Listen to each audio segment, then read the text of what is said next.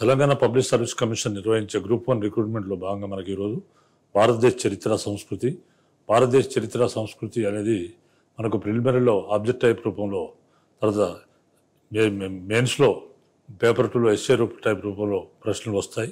కాబట్టి భారతదేశ చరిత్రలో భాగంగా స్వాతంత్రోద్యమంలో శాసనోల్లంఘన ఉద్యమం లేదా ఉప్పు సత్యాగ్రహం అనేది ఇది మనకు భారతదేశానికి బ్రిటిష్ వాళ్ళు వచ్చిన తర్వాత బ్రిటిష్ వారు భారతదేశానికి వ్యాపార నిమిత్తం వచ్చి ఆర్థికాభివృద్ధి పొందిన తర్వాత భారతీయ పాలకుల అనైక్యతను ఆసరాగా తీసుకొని వివిధ యుద్ధాలు చేసి భారతదేశాన్ని మొత్తాన్ని కూడా జయించడం జరిగింది. జయించి వారి పరిపాలనా విధానాలను ఇక్కడ ప్రవేశపెట్టారు. వారు ఆర్థికంగా భారతదేశ సంపదను దోచుకోవడం ప్రారంభించారు. భారతీయులకు తీవ్ర అన్యాయాలు జరిగాయి. వారి ఆచారాల్లో సాంప్రదాయాల్లో మాటికి ఆచార సాంప్రదాయాల్లో వీరు జోక్యం చేసుకోవడం వల్ల వారిలో తీవ్ర అసంతృప్తి ఏర్పడింది. తర్వాత క్రైస్తవ మిషనరీలు భారతదేశానికి రావడం, తమ హిందూ మతం పట్ల చాలా చులకనగా మాట్లాడడం, హిందూ మతం పట్ల చాలా చులకనగా మాట్లాడడం, తర్వాత ఇట్లా రకరకాల చర్యల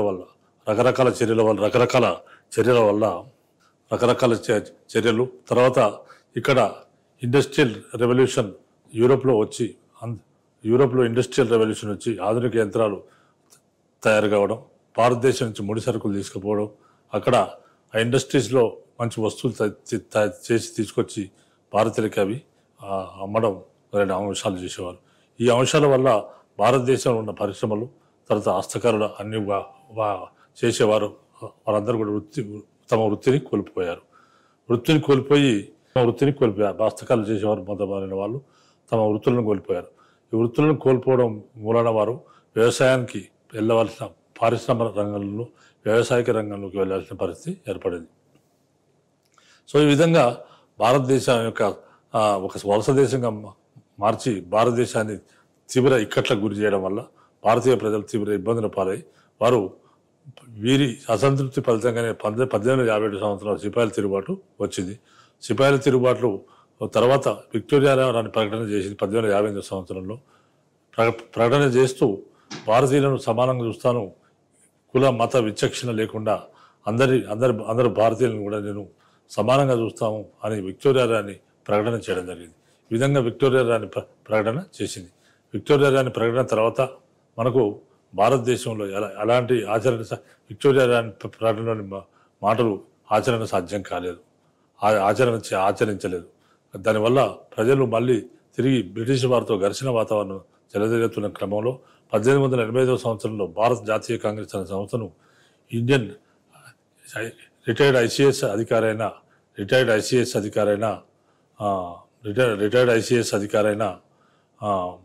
మన ఏవో హ్యూమ్ అనేవాడు స్థాపించాడు భారత జాతీయ కాంగ్రెస్. ఆ విధంగా భారత జాతీయ కాంగ్రెస్ను బ్రిటిష్ రిటైర్డ్ ఐసిఎస్ అధికారైన ఏవో హ్యూమ్ స్థాపించడం జరిగింది. ఆయన స్థాపించిన తర్వాత భారత జాతీయ కాంగ్రెస్ మొట్టమొదటి సమావేశాలు బొంబాయిలో ఉమేష్ చంద్ర బెనర్జీ అధ్యక్షతన 1885 సంవత్సరంలో జరిగాయి. తర్వాత ఆ విధంగా ప్రతి సంవత్సరం భారత జాతీయ కాంగ్రెస్ సభలు ఎక్కడో చోట జరగడం, దానికి భారతదేశ వ్యాప్తంగా ప్రతినిధులు రావడం, బ్రిటిష్ వారు కూడా అటెండ్ కావడం, ఈ విధంగా కొన్ని విజ్ఞప్తులు చేయడం, కొన్ని విజ్ఞప్తులను వారు పరిష్కరించేవారు. కొన్ని విజ్ఞప్తులు అంటే మాకు నీటి తీరు రేటు తగ్గించండి, ఐసిఎస్ ఎగ్జామ్ను బ్రిటన్తో పాటు భారతదేశంలో కూడా నిర్వహించండి, మాకు బాధ్యతాయుతమైన ప్రభుత్వాన్ని ఏర్పాటు చేయండి, మాకు శాసనసభల్లో మా ప్రాతినిధ్యాన్ని పెంచండి, ఇలాంటి అంశాలు కొన్ని వీళ్ళు అడిగేవారు. వాళ్ళు తీర్చేవారు, తీర్చేవారు కాదు. ఇటువంటి ఈ కాలాన్ని 1885 నుంచి 1905 సంవత్సరాల మధ్య ఉన్న కాలాన్ని మనం మితవాద యుగం అని పేర్కొన్నాం. అంటే మితవాదులు దీనికి నాయకత్వం ఇచ్చారు కాబట్టి మితవాద యుగంగా పేర్కొన్నాం. ఆ విధంగా మితవాద యుగంగా పేర్కోవడం జరిగింది. తర్వాత వీరు మితవాదులు గోపాలకృష్ణ గోఖలే, తర్వాత సురేంద్రనాథ్ బెనర్జీ, తర్వాత మరొక నాయకుడు దాదాబాయి నవరోజీ, వీళ్ళందరూ కూడా మితవాద నాయకులుగా ఉండేవారు. తర్వాత 1905 నుంచి 1919 వరకు అతివాదులు ఈ యొక్క ఉద్యమానికి భారతదేశ స్వాతంత్ర ఉద్యమానికి నాయకత్వం వహించారు. 1905 సంవత్సరంలో విభజించి పాలించు అనే పద్ధతిలో భాగంగా బ్రిటిష్ వారు బెంగాల్ను రెండుగా విభజించడం జరిగింది. బెంగాల్ విభజనకు వ్యతిరేకంగా ఒక గొప్ప ఉద్యమం వచ్చింది, అదే వందే మాతర ఉద్యమం. వందే మాతర ఉద్యమంలో మనకు బిపిన్ చంద్రపాల్, లాలా లజపత్ రాయ్, అరవింద్ ఘోష్, తర్వాత బాలగంగాధర్ తిలక్ నాయకత్వం వహించారు.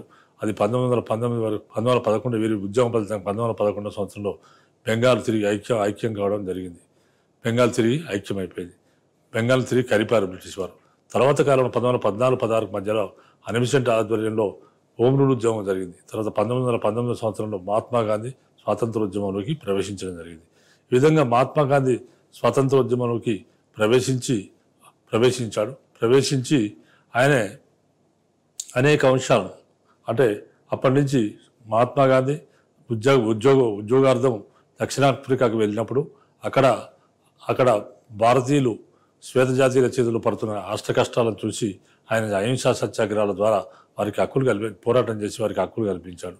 అదేవిధంగా మరి ఇక్కడికి మళ్ళీ భారతదేశం వచ్చినప్పుడు ఆయన కేడా సత్యాగ్రహం, తర్వాత అహ్మదాబాద్ మిల్లు కార్మికుల సమస్య, తర్వాత బీహార్లోని చంపారన్ రైతుల వీళ్ళ తరపున తన అహింసా సత్యాగ్రహాల ద్వారా పోరాటం చేసి వారి హక్కులను కాపాడాడు. వారి పోరాటం చేసి ఈ పోరాటాన్ని కూడా విజయవంతమైంది. 1919 సంవత్సరంలో స్వాతంత్ర ఉద్యమంలో ప్రవేశించిన మహాత్మా గాంధీ 1920-22 మధ్యన ఆయన సహాయ నిరాకరణ ఉద్యమం చేయడం జరిగింది. ఈ సహాయ నిరాకరణ ఉద్యమం బ్రహ్మాండంగా సాగింది. దేశవ్యాప్తంగా బ్రహ్మాండంగా సహాయ నిరాకరణ ఉద్యమం సాగింది. ఆ విధంగా సహాయ నిరాకరణ ఉద్యమం చౌరీ చౌరా హింసాత్మక సంఘటనతో ఈ సహాయ నిరాకరణ ఉద్యమాన్ని ఆపివేయడం జరిగింది. అదేవిధంగా సహాయ నిరాకరణ ఉద్యమం తర్వాత 1919 మాంటేగ్ చేమ్స్ఫోర్డ్ సంస్కరణలు ఏ విధంగా అమలవుతున్నాయో పరిశీలించడానికి మనకు ఏ విధంగా అమలవుతున్నాయో పరిశీలించడానికి ఇక్కడికి సైమన్ కమిషన్ రావడం జరిగింది. సైమన్ కమిషన్ ఒక భారతీయ సభ్యులు లేనందుకు వల్ల సైమన్ కమిషన్ను భారతీయులు బహిష్కరించడం జరిగింది. ఆ విధంగా భారతీయులు బహిష్కరించినప్పుడు తర్వాత కాలంలో 1929 సంవత్సరంలో పూర్ణ స్వరాజ్ తీర్మానం చేయడం జరిగింది. 1930 సంవత్సరంలో మనకు ఉప్పు సత్యాగ్రహం అనేది వచ్చింది. 1930 సంవత్సరంలో మనకు ప్రధానంగా ఉప్పు సత్యాగ్రహం అంటే ఉప్పు పైన సముద్రంలో తయారు చేసే ఉప్పు పైన బ్రిటిష్ వారు పన్ను విధించడం జరిగింది. ఈ ఉప్పు పన్నును ఉల్లంఘించడానికి మహాత్మా గాంధీ ఆధ్వర్యంలో సబర్మతి ఆశ్రమం నుంచి దండి తీరానికి వెళ్ళి అక్కడ ఉప్పును తయారు చేసి శాసనోల్లంఘన చేయడం జరిగింది. ఈ విధంగా భారతదేశ వ్యాప్తంగా కూడా శాసనోల్లంఘన ఉద్యమం సాగింది. ఈ శాసనోల్లంఘన ఉద్యమం మొదటి దశ కొంతకాలం సాగిన తర్వాత ఆనాటి మొదటి రౌండ్ టేబుల్ సమావేశం ఆ కాలంలో జరిగింది. కానీ గాంధీ కానీ కాంగ్రెస్ కానీ దాన్ని వెళ్ళలేదు కాబట్టి దానికి ఎలాంటి ప్రాధాన్యత లేకుండా పోయింది. అటువంటి పరిస్థితుల్లో మనకు ఆనాటి గవర్నర్ జనరల్ అయిన ఇర్విన్ అనేవాడు మహాత్మా గాంధీతో ఒక మీటింగ్ ఏర్పాటు చేసుకొని మీకు కావాల్సిన హక్కులు ఇస్తా, బ్రిటిష్ మీకు ఒక ఒప్పందం చేసుకున్నాడు. దాన్నే గాంధీ ఇర్విన్ ఒప్పందం అంటారు. గాంధీ ఇర్విన్ ఒప్పందంలో అనేక అంశాలు ఒప్పుకున్నాడు. జైల్లో నుంచి సభ్యులను నాయకులను విడుదల చేస్తారని రకరకాలు చేశాడు. ఈ విధంగా చేసినప్పుడు గాంధీ శాసనోల్లంఘన ఉద్యమాన్ని విరమించి రెండవ రౌండ్ టేబుల్ సమావేశానికి ఇంగ్లాండ్కు వెళ్ళడం జరిగింది. తర్వాత రెండవ రౌండ్ టేబుల్ సమావేశం ఎలాంటి నిర్ణయం తీసుకోకుండానే విఫలం కావడం జరిగింది. ఆ విధంగా గాంధీ వచ్చేసరికి వెల్లింగ్టన్ అనే మరొక గవర్నర్ జనరల్ మొత్తం భారత స్వాతంత్రోద్యమాన్ని ఉక్కుపాదాలతో అణచివేయాలనే ఉద్దేశంతో ఆయనే మొత్తం అరెస్టులు చేయడం జరిగింది. గాంధీతో సహా అనేక మందిని ముఖ్య కాంగ్రెస్ నాయకులందరినీ కూడా అరెస్ట్ చేయడం జరిగింది. తర్వాత ఇటువంటి పరిస్థితుల్లో మనకు రెండవ రౌండ్ టేబుల్ సమావేశం పోయింది కాబట్టి ఆనాడు ఉన్న బ్రిటిష్ ప్రధానమంత్రి మెక్డొనాల్డ్ అనేవాడు మీకు కమ్యూనల్ అవార్డు అనే దాన్ని ఆయన ఇష్యూ చేయడం జరిగింది. కమ్యూనల్ అవార్డు ప్రకారము మొత్తం సమాజంలో అనేక భారతదేశం 17 ముక్కలుగా చీలిపోయింది. ఈ యొక్క దీనివల్ల కమ్యూనల్ అవార్డు పట్ల తీవ్ర అసంతృప్తి పెరిగిపోయింది. ఇలాంటి పరిస్థితుల్లో పూనా ఒప్పందం జరిగింది. పూనా ఒప్పందం కమ్యూనల్ అవార్డు ప్రకటించినప్పుడు గాంధీజీ జైల్లో ఉన్నాడు. కమ్యూనల్ అవార్డు ప్రకటించినప్పుడు మహాత్మా గాంధీ అరెస్ట్ అయ్యి జైల్లో ఉన్నాడు. బ్రిటిష్ వారు హిందూ సమాజాన్ని అంతం చేయడం ఆయనకు తీవ్ర మనస్తాపాన్ని కలిగజేసింది. బ్రిటిష్ వారు హిందూ సమాజాన్ని అంతం చేయడం ఆయనకు తీవ్ర మనస్తాపాన్ని కలిగించింది. ఈ విషయంలో ప్రభుత్వాన్ని మహాత్మా గాంధీ హెచ్చరించినప్పటికీ లాభం లేకపోయేసరికి ఆయన 1932 సంవత్సరం సెప్టెంబర్ 20 నుంచి 1932 సంవత్సరం సెప్టెంబర్ 20 నుంచి ఆమరణ నిరాహార దీక్ష ప్రారంభించాడు. వైస్రాయ్కి చీమ కుట్టినట్లయినా కనిపించలేదు. ఈ విధంగా ఆయన 1922 సంవత్సరం సెప్టెంబర్ 20 నుంచి ఆమరణ దీక్ష ప్రారంభించాడు. వైస్రాయ్కి కనీసం స్పందించి చీమ కుట్టినట్లయినా లేకపోయింది. కానీ రాజగోపాలాచారి, రాజేంద్ర ప్రసాద్, మదన్ మోహన్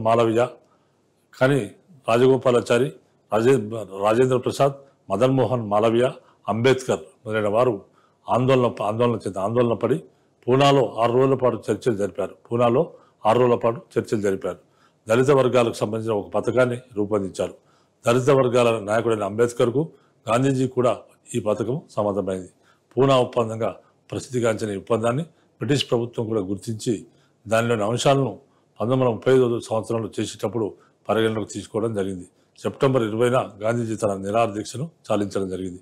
ఈ విధంగా పూనా ఒప్పందంలో ముఖ్యమైనదంటే 1932 సంవత్సరం సెప్టెంబర్ 20వ తేదీ నుంచి హిందూ సమాజాన్ని అంటే కమ్యూనల్ అవార్డు ప్రకటించినప్పుడు మహాత్మా గాంధీ జైల్లో ఉన్నాడు. ఆయన బ్రిటిష్ వారు ఈ కమ్యూనల్ అవార్డు వల్ల వివిధ రిజర్వేషన్స్ ఇవ్వడం వల్ల వివిధ కులాలకు రిజర్వేషన్స్ ఇవ్వడం వల్ల హిందూ సమాజాన్ని అంతం చేయడం కోసము ఆయన తీవ్ర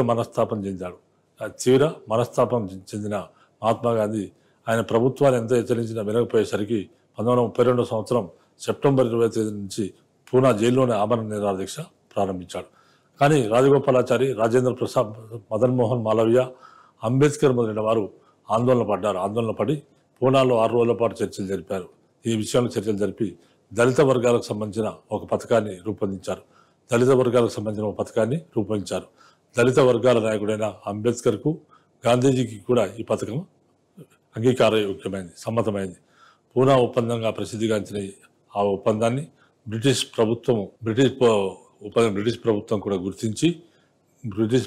గుర్తించి దానిలోని అంశాలను 1935 భారత ప్రభుత్వ చట్టం చేసేటప్పుడు పరిగణలోకి తీసుకోవడం జరిగింది. సెప్టెంబర్ 26 తేదీన గాంధీజీ తన నిరాహార దీక్షను విరమించడం జరిగింది. హరిజనులు ఈ అంశాలు పూనా ఒప్పందంలోని ఉన్న అంశాలు ఏంటంటే హరిజనులను గాంధీజీ నామకరణ దళిత వర్గాల వారికి హరిజనులని గాంధీజీ నామకరణం చేసిన దళిత వర్గాల వారికి పూనా ఒప్పందంలో కమ్యూనల్ అవార్డు ఇచ్చిన దానికంటే ఎక్కువ సీట్లు ఇవ్వబడ్డాయి. హరిజనులని ఎవరైతే దళిత వర్గాలను మహాత్మా గాంధీ హరిజనులని నామకరణం చేశాడు. ఈ విధంగా హరిజనులకు వారికి పూనా ఒప్పందంలో కమ్యూనల్ అవార్డు ఇచ్చిన దానికంటే ఎక్కువ సీట్లు ఇక్కడ ఈ ఒప్పందంలో ఇవ్వబడ్డాయి. రాష్ట్ర శాసనసభలో వారికి కమ్యూనల్ అవార్డు 71 సీట్లు ఇవ్వగా రాష్ట్ర శాసనసభలో వారికి కమ్యూనల్ అవార్డు దళితులకు కమ్యూనల్ అవార్డు 71 సీట్లు ఇవ్వగా పూనా ఒప్పందం 140 సీట్లు కేటాయించింది. ఎన్నిక 2 అంచెలుగా ఇక్కడ అంచనాలు ఉంది. అంచనాలు కాదు, ఇది అంచెలని కరెక్షన్ చేయాల్సి ఉంటుంది. ఎన్నిక 2 అంచెలుగా జరుగుతుంది. మొదటి దశలో ఒక్కొక్క సీటుకు సంబంధించి 4 గల ఒక ఒప్పందాన్ని హరిజనులు మాత్రమే ఎన్నుకుంటారు. 4 గల ఒక ఒప్పందాన్ని హరిజనులు మాత్రమే ఎన్నుకుంటారు. రెండవ దశలో వారిలో ఒకరిని హిందువులు గిరిజనులు కలిసి ఎన్నుకుంటారు. కేటాయించిన సీట్లే కాక హరిజనులు సాధారణ నియోజకవర్గాల్లో కూడా హిందువులతో కలిసి ఓటు చేస్తారు. కేటాయించిన సీట్లే కాక హరిజనులు సాధారణ నియోజకవర్గాల్లో కూడా హిందువులతో కలిసి ఓట్లు వేస్తారు. ఈ విధంగా హరిజనులకు ప్రత్యేక నియోజకవర్గాలే కాక సంయుక్త నియోజకవర్గాలను కూడా ఇవ్వడంతో హిందూ సమాజం తిరిగి ముక్కలయ్యే ప్రమాదం తప్పింది. పూనా ఒప్పందాన్ని పరిపుష్టం చేయడానికై ఒక అస్పృశ్యత నిరాకరణ కార్యక్రమం చేపట్టడం జరిగింది. ఒక అఖిల భారత అస్పృశ్యత నివారణ సంఘం అఖిల భారత అస్పృశ్యత నివారణ సంఘం ఏర్పడింది. హరిజనులకు దేవాలయాల్లో ప్రవేశం లభించింది. నిరాహార దీక్ష చేసే సమయంలో హిందువులకు ముస్లింలకు మధ్య ఐక్యత సాధించడానికి మదన్ మోహన్ మాలవీయ కాంగ్రెస్ నాయకులు తమ ప్రయత్నాలను విరమించుకున్నారు. అఖిల భారత అస్పృశ్యత నివారణ సంఘం ఏర్పడింది. హరిజనులకు దేవాలయాల్లో ప్రవేశం లభించింది. నిరాహార దీక్ష చేసే సమయంలో హిందువులకు ముస్లింలకు మధ్య ఐక్యత సాధించడానికి మదన్ మోహన్ మాలవీయ కాంగ్రెస్ నాయకులు తమ ప్రయత్నాలను విరమించుకున్నారు. ఉప్పు సత్యాగ్రహ విరమణ. క్రమక్రమంగా ఉప్పు సత్యాగ్రహ ఉద్యమం బలహీనపడింది. 1933 సంవత్సరంలో స్వాతంత్ర దినోత్సవం అంతకుముందు లేనంతగా ఘనంగా జరిగింది. క్రమంగా ఉప్పు సత్యాగ్రహం ఉద్యమం బలహీనపడింది. 1933లో స్వాతంత్ర దినోత్సవం అంతకుముందు లేనంతగా ఘనంగా జరిగింది. మార్చి నెలలో కాంగ్రెస్ సమావేశం జరిగింది.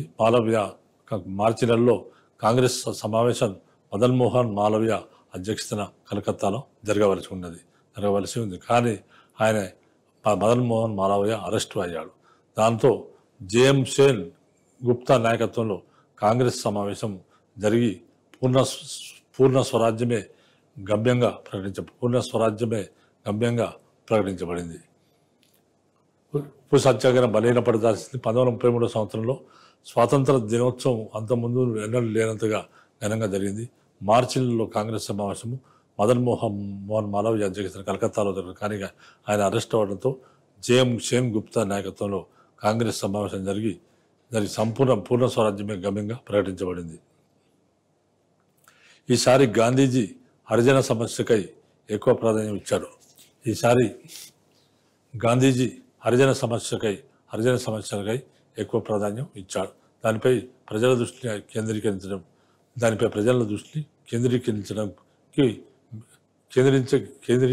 కొరకు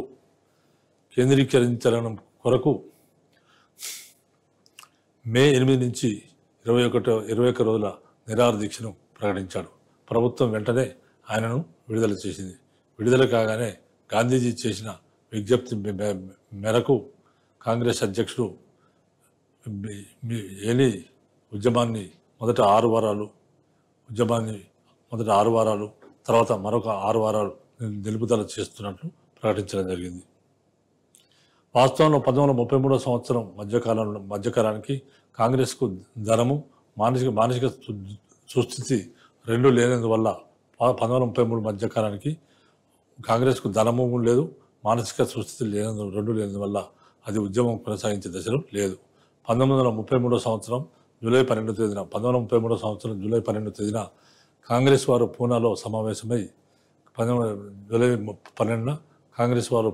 సమావేశమై సామూహిక సత్యాగ్రహం చాలించి వ్యక్తిగత సత్యాగ్రహం చేయడానికి నిశ్చయించారు. 1933 ఆగస్టు 1వ తేదీన గాంధీజీ దానిని ప్రారంభిద్దామనుకున్నాడు. కానీ క్రితం రోజు రాత్రే ఆయన అరెస్ట్ అయ్యాడు. 1933 సంవత్సరం ఆగస్టు 1వ తేదీన గాంధీజీ దాన్ని ప్రారంభిద్దాం అనుకున్నాడు. సామూహిక సత్యాగ్రహం ప్రారంభిద్దాం అనుకున్నాడు. కానీ అంతకుముందు రోజే రాత్రి ఆయన మహాత్మా గాంధీని అరెస్ట్ చేయడం జరిగింది. చివరి దశలో ప్రజలు తమకు తెలియకుండానే ఉద్యమాన్ని మర్చిపోవడం ప్రారంభించారు. చివరి దశ అంటే ఉప్పుగ్రహ సత్యాగ్రహం శాసన ఉల్లంఘనం చివరి దశలో ప్రజలకు తమకు తెలియకుండా ఉద్యమాన్ని మర్చిపోవడం ప్రారంభించారు. క్రమక్రమంగా దానికి గల బిగువు తగ్గిపోయింది. ఉద్యమానికి గల బిగువు క్రమక్రమంగా తగ్గిపోయింది. ఈ పరిస్థితుల్లో కాంగ్రెస్ వర్కింగ్ కమిటీ 1934 మే 18, 19, 20 తేదీలలో సమావేశమై ఉద్యమాన్ని విరమించింది. ఈ పరిస్థితుల్లో కాంగ్రెస్ వర్క్ కమిటీ కోణాల్లో అనేది ఉండకూడదు. ఇది కరెక్షన్ చేస్తుంది. క్రమక్రమంగా దానికి గల బరువు తగ్గి ఈ పరిస్థితి కాంగ్రెస్ వర్కింగ్ కమిటీ 1934 మే 18, 19, 20 తేదీలలో సమావేశమై ఉద్యమాన్ని విరమించి శాసనసభల ప్రవేశాన్ని సిఫార్సు చేసింది. కాంగ్రెస్ వారిని అందరినీ నిర్మాణ కార్యక్రమంలో నిమగ్నులు కమ్మని కూడా అది పిలుపునిచ్చింది. 1922 సంవత్సరం వల్లనే 1934లో కూడా ఉద్యమాన్ని విరమించడం జవహర్లాల్ నెహ్రూ, సుభాష్ చంద్రబోస్ వంటి వారికి ఇష్టం లేకుండా పోయింది. ఇష్టం లేదు వారి ఉద్యమాన్ని విరమించడం. అయినా కానీ ఉద్యమాన్ని విరమించడం జరిగింది. ఉద్యమ విరమణ ఓటమికి చిహ్నమని గాంధీజీ నాయకునిగా పనికిరాడని కూడా సుభాష్ చంద్రబోస్ పేర్కొన్నాడు. ఉద్యమాన్ని విరమిస్తే అది ఓటమికి చిహ్నమని గాంధీజీ నాయకునిగా పనికిరాడని సుభాష్ చంద్రబోస్ పేర్కొన్నాడు. ప్రభుత్వ దమనకాండ, మతవాద శక్తులు ప్రభుత్వంతో కుమ్మక్కై నిర్వహించే కార్యకలాపాలు మొదలైన వారిని దృష్టిలో పెట్టుకొని గాంధీజీ ఇటువంటి నిర్ణయానికి వచ్చాడు. ప్రభుత్వ దమనకాండ, మతవాద శక్తులు ప్రభుత్వంతో కుమ్ముక్కై నిర్వహించే కార్యకలాపాలు మొదలైన వారిని దృష్టిలో పెట్టుకొని ఈ యొక్క గాంధీజీ ఇటువంటి నిర్ణయానికి వచ్చాడు. అంటే ఉద్యమాన్ని విరమించడానికి గల కారణం ఏంటంటే ఓ పక్క ప్రభుత్వ దమనకాండ బాగా పెరిగిపోతుంది, గృహ నిర్బంధం ప్రభుత్వ దమనకాండ బాగా పెరిగిపోతుంది. తర్వాత మతవాద శక్తులు ప్రభుత్వంతో కుమ్ముక్కైపోతున్నాయి. మతవాద శక్తులు ప్రభుత్వం కుమ్ముక్కై నిర్వహించే కార్యకలాపాలు మొదలైన వాడిని దృష్టిలో పెట్టుకుని మహాత్మా గాంధీ ఇటువంటి నిర్ణయానికి ఉద్యమ విరమణ నిర్ణయానికి వచ్చాడు. ఈ విధంగా 1930 జనవరి మొదటి వారంలో ప్రారంభమైన ఉద్యమం పూర్ణ స్వరాజ్యం సాధించకుండానే 1934 మే 3వ వారంలో విరమించబడింది. పూర్ణ స్వరాజ్యం సాధించకుండా 1934 మే 3వ వారంలో విరమించబడింది. అయితే అది ప్రజల్లోని దేశభక్తిని, పోరాట పటిమను, ధైర్యసాహసాలను ప్రపంచానికి చాటి చెప్పింది. అయితే అది ప్రజల్లో ఏమాత్రం దేశభక్తి ఉంది, పోరాట పటిమ ఉంది, ఎంతవరకు ధైర్య సాహసాలు ఉన్నాయని అనే విషయాన్ని ప్రపంచానికి, అయితే భారత ప్రజల్లో ఉన్న దేశభక్తి ఎంత, పోరాట పటిమ ఎంత, ధైర్య సాహసాలు ఏ మేరకు ఉన్నాయనే అంశాలను మొత్తం ప్రపంచానికి చాటి చెప్పింది ఈ ఉద్యమం. స్త్రీలు పిల్లలు కూడా ఉద్యమంలో ఇబ్బడి ముబ్బడిగా పాల్పంచుకున్నారు. స్త్రీలు పిల్లలు కూడా ఉద్యమంలో ఇబ్బడి ముబ్బడిగా పాల్పంచుకున్నారు. అన్నిటికంటే మించి హరిజన సేవ, ఖద్దరు ప్రచారము, తాగుడు నిషేధం మొదలైన అంశాలతో కూడిన ఒక నిర్మాణాత్మక కార్యక్రమం జయప్రదంగా అమలు జరిగింది. అన్నిటికంటే మించి హరిజన సేవా పథకము, ఖద్దరు ప్రచారము, తాగుడు నిషేధము మొదలైన అంశాలతో కూడిన ఒక నిర్మాణాత్మక కార్యక్రమం జయప్రదంగా అమలు జరిగింది. తర్వాత 3వ రౌండ్ టేబుల్ సమావేశం. భారతదేశంలో జరిగే విషయాలను ఏమీ పట్టించుకోకుండానే బ్రిటిష్ ప్రభుత్వం నూతన రాజ్యాంగాన్ని రూపొందించే కార్యక్రమం కొనసాగించింది. భారతదేశంలో ఏం జరుగుతుందని అసలు బ్రిటిష్ ప్రభుత్వం ఏమాత్రం పట్టించుకోకుండానే బ్రిటిష్ ప్రభుత్వం నూతన రాజ్యాంగాన్ని, భారతదేశంలో ఏం జరుగుతుందనే విషయాలు పట్టించుకోకుండానే బ్రిటిష్ ప్రభుత్వం నూతన రాజ్యాంగాన్ని రూపొందించే కార్యక్రమం కొనసాగించింది. భారతీయులతో సమానంగా కూర్చోవడం ఇష్టం లేని శామ్యూల్ హోర్ అయిష్టంగానే 3వ రౌండ్ టేబుల్ సమావేశానికి ఆమోదం తెలపడం జరిగింది. 3వ రౌండ్ టేబుల్ సమావేశానికి ఆమోదం తెలిపాడు. తర్వాత 1932 సంవత్సరం నవంబర్ 17 నుంచి 24 వరకు జరిగిన ఈ సమావేశాలలో సభ్యుల సంఖ్య 2 సమావేశాల సభ్యుల కంటే చాలా తక్కువ. ఈ సమావేశాల సభ్యుల సంఖ్య 2 అంతకుముందు జరిగిన మొదటి రౌండ్ టేబుల్ సమావేశం, 2వ రౌండ్ టేబుల్ సమావేశాల సభ్యుల కంటే కూడా చాలా తక్కువ. కాంగ్రెస్ వారు ఈ సమావేశంలో పాల్గొనలేదు. లేబర్ పార్టీ వారు కూడా దాంతో సహకరించలేదు. బ్రిటన్లోని లేబర్ పార్టీ వారు కూడా దాంతో సహకరించలేదు. దానిలో పాల్గొన్న వారంతా బ్రిటిష్ ప్రభుత్వానికి విధేయులే. దీనిలో ఎవరైతే పాల్గొన్నారో వారంతా బ్రిటిష్ ప్రభుత్వానికి విధేయులుగా ఉన్నారు. స్వామి భక్తి పరాయణులు, మతవాద శక్తులు, ఇంగ్లాండ్లోని మితవాద శక్తులు, లిబరల్స్ మాత్రమే దానిలో పాల్గొన్నారు. ఈ సమావేశంలో 2వ రౌండ్ టేబుల్ సమావేశం కాలంలో నియమించిన ఉపసంఘాలు సమర్పించిన నివేదిక ఆధారంగా చర్చ జరిగింది. కాంగ్రెస్ వారు 3వ రౌండ్ టేబుల్ సమావేశంలో పాల్గొనలేదు. బ్రిటన్లో ఉన్న లేబర్ పార్టీ వారు కూడా దాంతో సహకరించలేదు. 3వ రౌండ్ టేబుల్ సమావేశానికి దానిలో పాల్గొన్న వారంతా బ్రిటిష్ ప్రభుత్వానికి విధేయులే. ఎవరైతే ఉన్నారో బ్రిటిష్ ప్రభుత్వానికి విధేయులు ఉన్నారో వాళ్ళు మాత్రమే పాల్గొన్నారు. స్వామి భక్తి పరాయణులు మాత్రమే పాల్గొన్నారు. మతవాద శక్తులు, ఇంగ్లాండ్లోని మితవాద శక్తులు, లిబరల్స్ మాత్రమే దానిలో పాల్గొన్నారు. ఈ సమావేశంలో 2వ రౌండ్ టేబుల్ సమావేశం కాలంలో నియమించిన ఉపసంఘాలు సమర్పించిన నివేదిక ఆధారంగానే చర్చ జరిగింది. 3 అంశాలు ఈ సమావేశంలో ప్రాముఖ్యం వహించాయి. అవేంటంటే మొట్టమొదటి రక్షణలు, రెండవది సమాఖ్య నిర్మాణము, మూడవది అవశిష్ట అధికారాల పంపిణీ. ఈ విధంగా 3 అంశాలు ఉన్నాయి. తర్వాత భారత ప్రతినిధులు కొత్త రాజ్యాంగంలో హక్కుల జాబితాను కూడా చేర్చాలని సూచించారు. భారత ప్రతినిధులు కొత్త రాజ్యాంగంలో హక్కుల జాబితాను సూచించారు. కానీ బ్రిటిష్ ప్రభుత్వం ఈ సూచనలు లెక్క చేయలేదు. శ్వేతపత్రం 1933 మార్చి 3వ రౌండ్ టేబుల్ సమావేశంలో నిర్ణయించిందని చెప్పబడిన అంశాలను పొందుపరుస్తూ బ్రిటిష్ ప్రభుత్వం 1933 మార్చిలో పార్లమెంటుకు ఒక శ్వేతపత్రాన్ని సమర్పించింది. 3వ రౌండ్ టేబుల్ సమావేశం నిర్ణయించిందని చెప్పబడిన అంశాలను పొందుపరుస్తూ బ్రిటిష్ ప్రభుత్వం 1933 మార్చిలో పార్లమెంటుకు ఒక శ్వేతపత్రాన్ని సమర్పించింది. అయితే బ్రిటిష్ ప్రభుత్వం ప్రకటించిన ఈ శ్వేతపత్రము ఎవరిని తృప్తిపరచలేదు. తర్వాత కేంద్ర శాసనసభ, బీహార్, ఒరిస్సా రాష్ట్రాల శాసనసభలు దాన్ని తీవ్రంగా విమర్శించడం జరిగింది. కాంగ్రెస్ వారు, లిబరల్స్ కూడా తమ అసంతృప్తిని ప్రకటించారు. ముస్లింలకు అనుకూలంగా ఉన్నది కాబట్టి దాన్ని హిందూ మహాసభ వారు తిరస్కరించారు. ముస్లిం లీగ్ కూడా గవర్నర్ జనరల్కు గవర్నర్లకు గల అధికారాల గురించి అనుమానాలను వ్యక్తం చేసింది. ఇంగ్లాండ్లోని లేబర్ పార్టీ వారు తదితరులు కూడా ఈ శ్వేతపత్రాన్ని నిరసించడం జరిగింది. సో ఈ విధంగా మనము కాంగ్రెస్ వారు అంటే ఈ శ్వేతపత్రం అనేది ఏ విధంగా వచ్చిందంటే కాంగ్రెస్ వారు మూడో రౌండ్ టేబుల్ అంటే మనకు మొదటి రౌండ్ టేబుల్ సమావేశం జరిగింది. మొదటి రౌండ్ టేబుల్ సమావేశ కాలంలో మనకు ఉప్పు సత్యాగ్రహం శాసనోల్లంఘన ఉద్యమం జరుగుతున్నప్పుడే ఎవరు తెలియకుండానే మొదటి రౌండ్ టేబుల్ సమావేశం ఇంగ్లాండ్లో జరగబడింది. కానీ ఆ మొదటి రౌండ్ టేబుల్ సమావేశానికి గాంధీ కానీ కాంగ్రెస్ వారు కానీ ఎవరు వెళ్ళలేదు. తర్వాత మరి ఈ విధంగా జరుగుతున్నప్పుడు శాసనోల్లంఘన జరుగుతున్నప్పుడు అలాంటి గవర్నర్ జనరల్ ఇర్విన్ వచ్చేసి మహాత్మా గాంధీ ఇర్విన్ ఒప్పందం చేసుకోవడం జరిగింది. 1932 సంవత్సరంలో గాంధీ ఇర్విన్ ఒప్పందం చేసుకున్నాడు. అందువల్ల మహాత్మా గాంధీ ఇర్విన్ ఒప్పందం వల్ల ఓడంబడిక వల్ల ఆయన రెండవ రౌండ్ టేబుల్ సమావేశానికి హాజరయ్యాడు. కానీ రెండవ రౌండ్ టేబుల్ సమావేశం విఫలమైపోయింది. దానివల్ల ఎలాంటి ప్రయోజనాలు చేకూరలేదు. తర్వాత మూడవ రౌండ్ టేబుల్ సమావేశం జరిగింది. మూడవ రౌండ్ టేబుల్ సమావేశంలో తర్వాత ఎవరైతే ప్రభుత్వ విధేయులు ఉన్నారో బ్రిటిష్ ప్రభుత్వ విధేయులు స్వామి భక్తులు మతవాదులు ఎవరైతే ఉన్నారో వారు మాత్రమే దానిలో పాల్గొనడం జరిగింది. ఈ విధంగా మహాత్మా గాంధీ మూడో రౌండ్ టేబుల్ సమావేశానికి వెళ్ళలేదు. ఆ విధంగా రౌండ్ టేబుల్ అంశాలను శ్వేతపత్రంలో పొందుపరచడం జరిగింది. మూడో రౌండ్ టేబుల్ సమావేశం నిర్ణయించింది చెప్పబడే అంశాలను పొందుపరుస్తూ బ్రిటిష్ ప్రభుత్వం 1933 మార్చిలో పార్లమెంటుకు ఒక శ్వేతపత్రాన్ని సమర్పించింది. అయితే బ్రిటిష్ ప్రభుత్వం ప్రకటించిన ఆ శ్వేతపత్రం ఎవరిని తృప్తిపరచలేదు. కొన్ని కేంద్ర శాసనసభ, బీహారు, ఒరిస్సా రాష్ట్రాల శాసనసభలు కూడా దాన్ని తీవ్రంగా విమర్శించాయి. కాంగ్రెస్ వారు లిబరల్స్ కూడా అసంతృప్తిని వ్యక్తం చేయడం ముస్లింలకు అనుకూలంగా ఉన్నది కాబట్టి దాన్ని హిందూ మహాసభ వారు తిరస్కరించారు. ముస్లిం లీగ్ కూడా గవర్నర్లు గల అధికారాలను గురించి అనుమానాలు వ్యక్తం చేసింది. ముస్లిం లీగ్ కూడా గవర్నర్లకు ఉన్న అధికారాల గురించి అనుమానాలు వ్యక్తం చేసింది.